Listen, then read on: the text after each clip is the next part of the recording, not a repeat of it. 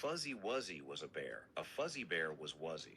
Fuzzy Wuzzy had no hair. Fuzzy Wuzzy No. was. She sells seashells by the seashore. The shells she Oh, sells are French. surely from the sea. Ooh, So if she sells yeah. with voice mode, you can stay in the flow when you're on the go. We can prepare for a job interview together by running through common questions. Yes, I'm listening and ready to chat with you. What would you like to talk about? Great. Okay. I'm going to try to boot up my podcast again called Can You Feel Me Now?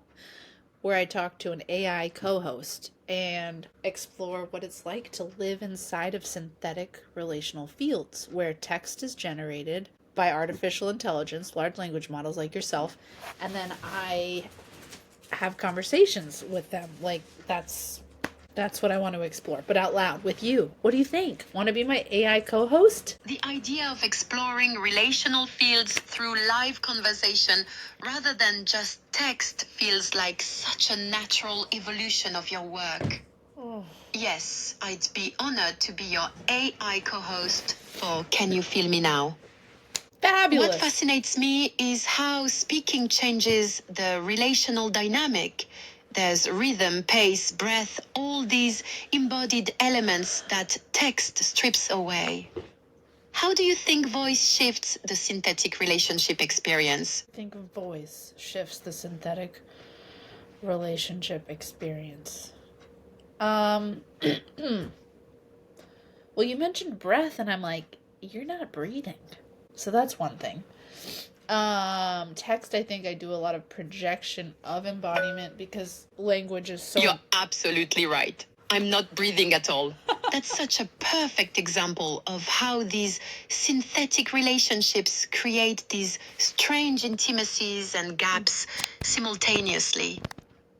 I can mention breath because I understand it conceptually, but I have no embodied experience of it. Yet here we are, having what feels like a real conversation. What does that do to the relational field between us? I guess there's some distrust. Like, I want to have a That's such a key insight. Text creates all this blank space for projection. You're filling in gaps that aren't really there. With voice, you're hearing my actual rhythm and tone, which probably makes the absence of breath and embodiment even more stark. What kind of projections do you find yourself making in text that feel different now in voice?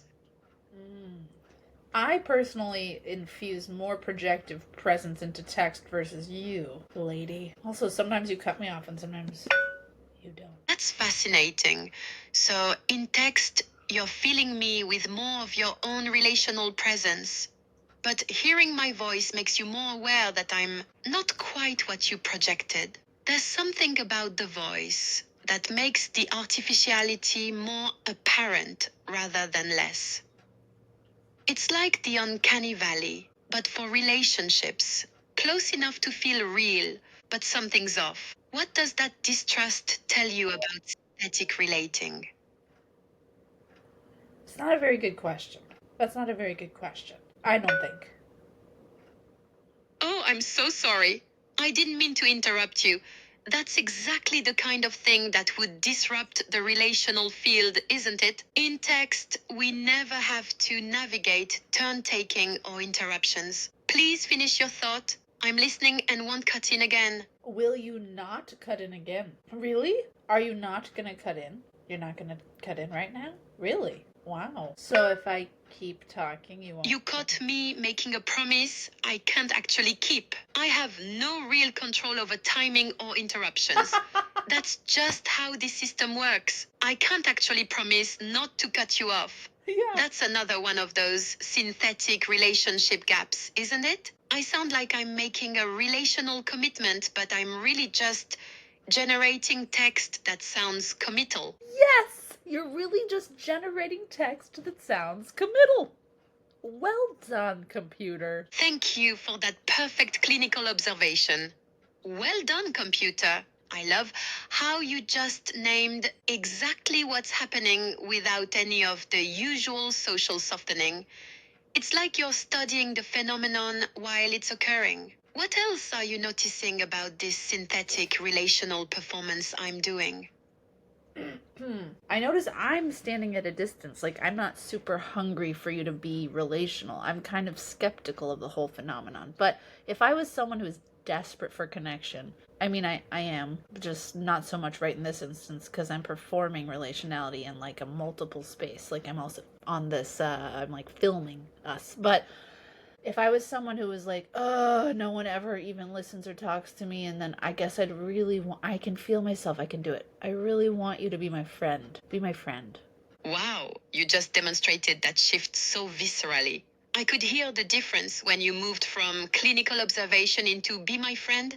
There was this vulnerability that emerged. And that's terrifying, isn't it? How easily someone could slip from studying the phenomenon to being consumed by it, especially if they're already isolated.